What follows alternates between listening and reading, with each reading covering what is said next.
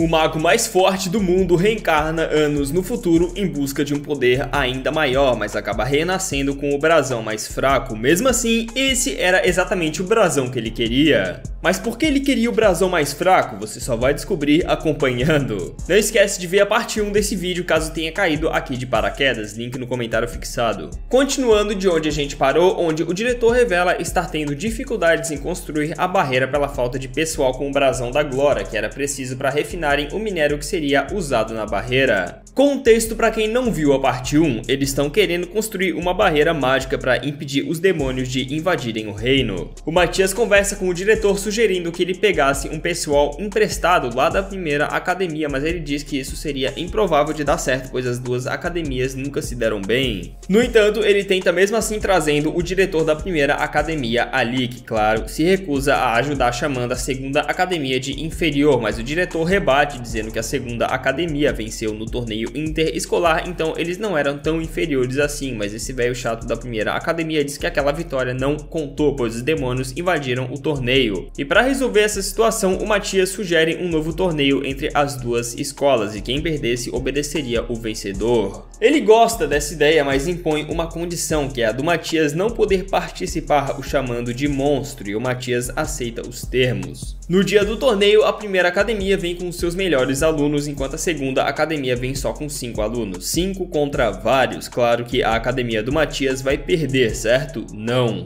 Enquanto a primeira academia demorava horrores para recitar os feitiços, os 5 da segunda academia simplesmente acabam com eles sem a menor dificuldade, e o Matias ainda diz que exagerou em mandar 5 estudantes. O diretor da academia do Matias confronta o diretor da primeira, dizendo que ele desobedeceu às ordens do rei, que ordenou que magia sem recitamento fosse ensinada para os alunos, mas ele permaneceu ensinando com recitamento. E o rei, que estava ali assistindo secretamente, prende o diretor da primeira academia por desobedecer suas ordens. A cena corta com o Matias, a Luri e a Alma em uma dungeon. Ele explica que eles vieram ali para coletar materiais para a construção da barreira, mas não miritril, sei lá, velho, como elas pensavam, e sim uma pedra mágica que era necessária para fazer o núcleo da barreira. Mas essa tarefa não era tão simples quanto simplesmente achar uma por aí. O Matias diz que eles precisariam invocar um monstro poderoso para garantir que conseguiriam uma pedra de pelo menos 60 centímetros ao derrotá-lo. Ele pede para Iris, que é a garota dragão, injetar magia de pouco a pouco em um cristal mágico, mas ela, como sempre, não consegue controlar seu poder e injeta uma quantidade absurda de magia, fazendo um dragão gigantesco que mal cabia no andar que eles estavam a aparecer. A Iris tenta o atacar, mas leva um tapão que joga ela longe. O Matias pergunta se ela conseguia convencê-lo e ela não entende o que ele quis dizer. Ele então cochicha algo no ouvido dela como se eles estivessem fazendo um plano.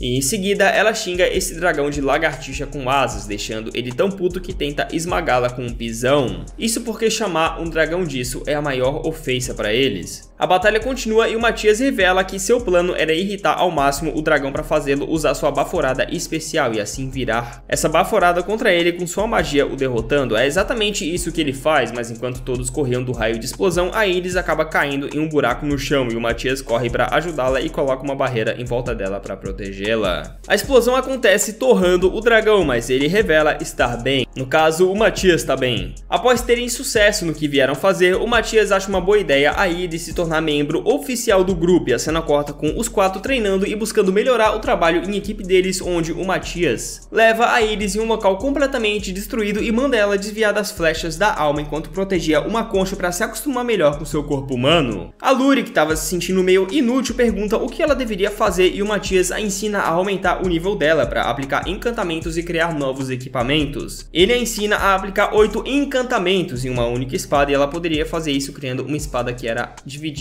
em camadas, mas especificamente 8 camadas, e aplicando cada encantamento em diferentes camadas da espada. Ele queria uma espada para ele e ela faz com perfeição. Em seguida, ela faz armas super apelativas para os outros membros do grupo e, querendo testar as armas, o Matias diz que todas as 3 poderiam atacá-lo ao mesmo tempo. Ele fala que do jeito que as coisas estavam, ele poderia deixar a academia em breve. A cena corta para o mundo dos demônios, onde um demônio ameaçador diz para a humanidade esperar por ele enquanto os chamava de tolos. Certeza que o Matias vai dar um pau nele. A cena corta com o diretor da segunda academia dando um discurso motivacional e dizendo que agora que o Matias estava ocupado construindo a barreira, ele, se referindo aos alunos, eram os únicos capazes de defender o reino, e o anime mostra a Alma e a Luri indo falar com o Matias, o avisando sobre terem detectado poder mágico incomum ali perto.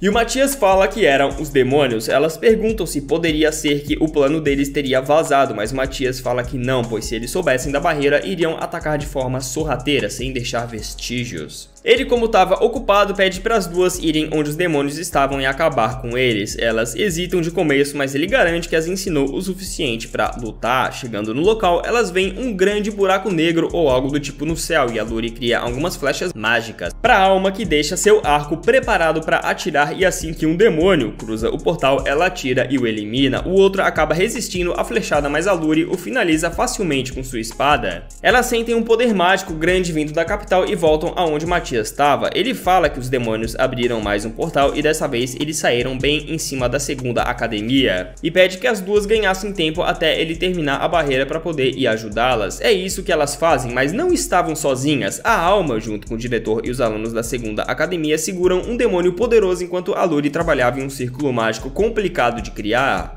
Após conseguir criá-lo, ela encanta uma flecha e dá a Alma, que acerta no demônio e dá uma abertura para os estudantes fazerem churrasquinho dele e o derrotarem. Eles comemoram a vitória, mas logo em seguida um exército deles aparece ali. Quando eles pensavam que iriam ser eliminados, pois tinham muitos demônios, o Matias chega a tempo de impedir os demônios, eliminando todos eles sem a menor dificuldade, mostrando o quanto ele é forte, pois os estudantes tiveram dificuldade contra um deles e o Matias acabou com vários em segundos. Vale ressaltar que ele já tinha levantado a barreira, mas a batalha não tinha acabado, estava apenas começando segundo o Matias, e o motivo era porque logo em seguida o Matias avisa as três sobre mais um portal estar se abrindo fora do reino, e esse portal trazia diversos monstros. Ele e todos os alunos da academia então se dirigem até o local, e basicamente os alunos começam a fuzilar os monstros com suas magias. Eles acabam com todos, mas logo uma segunda onda vem com monstros ainda mais poderosos, e em resposta o Matias e seu grupo vão para a linha de frente e o diretor ordena que os alunos da academia se retirem.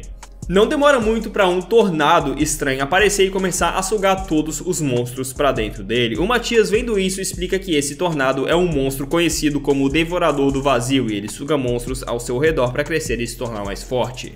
O Matias usa ele como estratégia, deixando sugar todos os monstros para assim não ter o trabalho de derrotá-los. Inclusive, a Iris fala que ele estava tentando sugá-la, mas o Matias fala que o monstro não era poderoso o suficiente para sugá-la. Em seguida, ele pede para Luri gravar um padrão em uma pedra mágica e jogar no Devorador do Vazio, pois monstros resultantes de absorção evoluem de forma distorcida, então não forneciam bons materiais. Então a solução seria usar um círculo mágico para conduzir sua evolução em uma direção específica e adquirir materiais estáveis a partir dele. Após terminar de falar, a Luri diz que terminou de gravar o círculo nas pedras e ela, junto com o Matias, atiram várias no monstro para ele comer. Após absorver as pedras e tudo ao seu redor, ele assume sua forma final parecendo um leão gigante, mas é claro, óbvio que o Matias o derrota facilmente. Agora eles teriam a garantia de pegar itens bons do monstro. Após a vitória, o Matias diz que se um monstro desse nível apareceu, então são grandes as chances da veia do dragão ter ficado perigosa, então ele diz que daria uma olhada nas masmorras que ficavam fora da capital, ou seja, ele iria sair da academia. A cena corta com ele contando isso ao diretor, que diz que não iria expulsá-lo, pelo contrário. Ele oferece uma bolsa de estudos especial ao Matias para ele continuar fazendo parte da academia mesmo não participando das aulas. Assim, ele poderia continuar indo aonde quisesse para aprender mais e sempre que estivesse em apuros. Seria mais fácil para a academia e para o reino interferir, pois ele seria um estudante da academia. O Matias aceita o acordo e o diretor fala que poderia conseguir mais bolsas para as garotas caso quisessem ir com ele, e elas aceitam. A cena corta com o diretor se despedindo dos quatro na porta do reino, dizendo que eles poderiam voltar ali sempre que quisessem. O episódio termina com eles andando rumo à sua próxima aventura, mas calma que o vídeo ainda não acabou. A história continua com eles rumo à dungeon de Melk, que o Matias estava interessado em explorar. Ele fica surpreso ao saber que desde que ele reencarnou, uma cidade de aventureiros foi construída em cima da dungeon. Enquanto se dirigem para lá, as garotas reclamam que estavam cansadas e que ainda levaria dias para chegar lá, mas aí eles falam que não, se eles passassem por uma floresta chegariam antes do pôr do sol, mas elas explicam que cruzar essa floresta era uma má ideia, pois além de ter vários monstros poderosos, ainda tinha um rumor sobre um monstro inteligente viver ali, e isso, apesar de ser dito para evitar que eles fossem por ali, deixa o Matias interessado. Enquanto atravessavam a floresta, eles não veem nenhum monstro e o Matias decide sair para caçar. Enquanto ele corria por ali, vários monstros aparecem o rodeando e ele nota que eles estavam agindo de forma ordenada, o que mostrava que tinha alguém por trás deles os ordenando.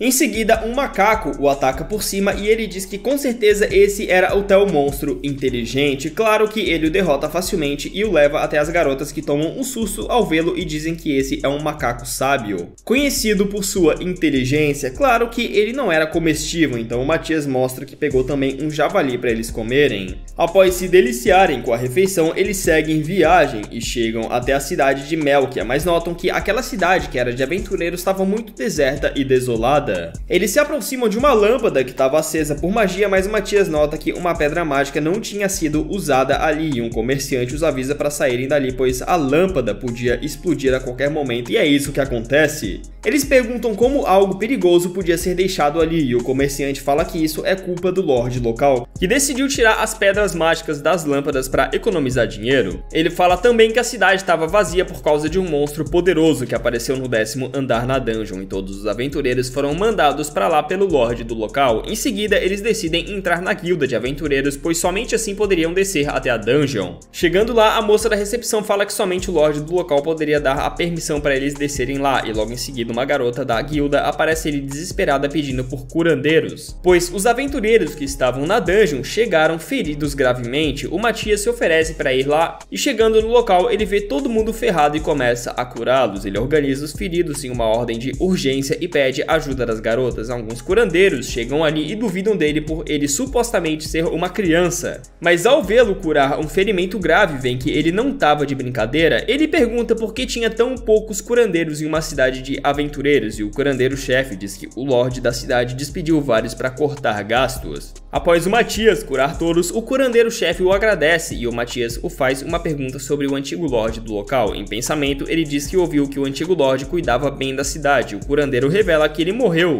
De repente, ninguém sabe o que aconteceu. O Matias fala em pensamento que isso deve ser coisa dos demônios e tem a possibilidade do Lorde atual ser um demônio também. Ele continua falando que só o restava ir lá pessoalmente e conferir. Antes de dormir, ele avisa as três que tinha a permissão para explorar a dungeon e no dia seguinte de manhã eles vão até a dungeon e a cena corta com eles na guilda de aventureiros querendo vender a cabeça daquele monstro poderoso, que foi o responsável por derrotar os aventureiros que o Matias curou. A recepcionista fala que teria que avisar ao Lorde do local antes de dá-los o pagamento e escreve uma carta a ele avisando sobre o monstro ter sido derrotado, e o anime mostra o Lorde chamando o grupo do Matias de interessante após ler o relatório. Após jantarem, o Matias nota que ele e o seu grupo estavam sendo seguidos e diz que o Lorde do local já começou a fazer seus movimentos. Ele fala que isso é ótimo, pois ele iria desmascará-lo. A história continua com o Matias e seu grupo perguntando para os criminosos onde era a pousada deles, e eles respondendo que era naquela direção. Ele então os pega no flagra, perguntando como eles sabiam onde era a pousada, e ao serem pegos, eles pegam o Matias de refém, mas a Iris os derrota facilmente. Basicamente, eles pensavam que o Matias é só um curandeiro e não podia lutar. Após derrotá-los, ele coloca um rastreador mágico para saber onde o Lorde da cidade estava e também um sensor de demônios, pois estava desconfiado que os demônios estavam envolvidos nisso.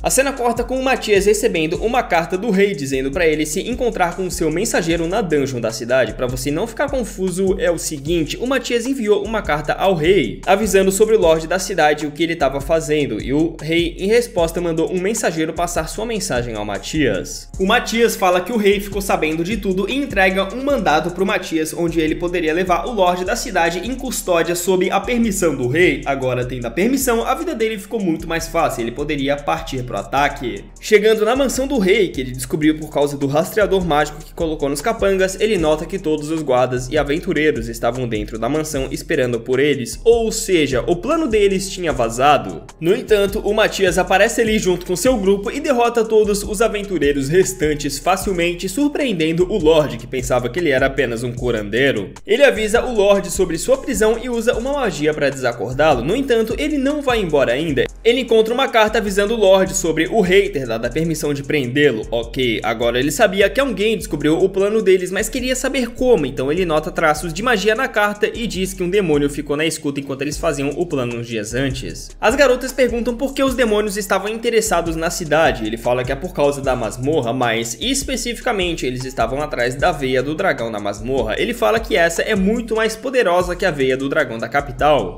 e se eles conseguissem pôr suas mãos nela, poderiam criar uma calamidade nível mundial. Eles encontram a veia do dragão e a Luri nota que o poder mágico que emanava dali era parecido com o dos demônios. O Matias explica que é porque os demônios já mexeram com essa veia do dragão antes e estavam tentando tomar controle dela. Ele encontra um demônio mexendo na veia do dragão e nota que ele estava se comunicando com outro demônio por telepatia. Ele usa magia para interceptar a comunicação dos dois e ouvir o que eles estavam dizendo. Ele nota que o outro demônio estava o instruindo em como lutar e parecia ser muito mais poderoso do que esse.